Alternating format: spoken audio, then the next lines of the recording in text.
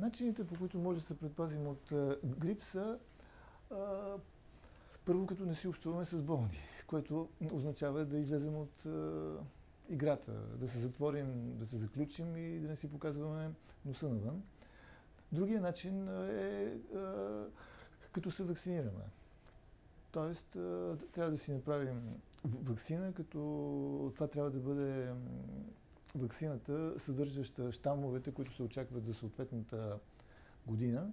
И по този начин може да очакваме да намалим с над 70-80 на 100 вероятността да се разболеем. И това е най-физиологичният, най-добрият начин за предпазване от грип.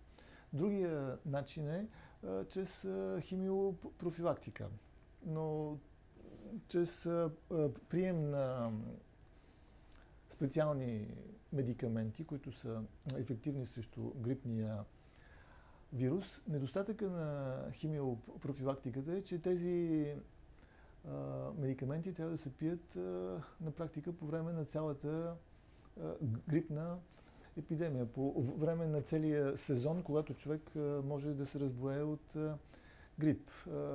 Това е поне 5-6 и повече седмици. Всеки ден пиете по едно хапче, което въпрос на избор е, нали, да се пие хапче или да се вакцинира човек.